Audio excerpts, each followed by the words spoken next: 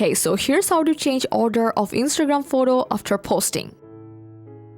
So first you have to open up your Instagram and go to your profile. Now open the post that has multiple photos. Let's say you don't want a first photo anymore and you just want to move it to the last position.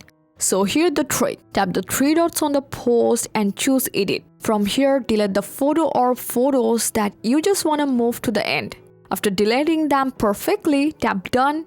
Now go back to your profile, tap the hamburger menu and open your activity section. Go to recently deleted option and here you will see the photos you just deleted. Open them, tap the three dots and select restore. So if this is your first time restoring, Instagram may ask you to verify your account by sending a code to your email or phone number. So once verified, done, restore the photos perfectly. Now go back to your profile and just reload it. And then you will see the restored photo added at the end and the photo you just want to keep it first is now showing correctly.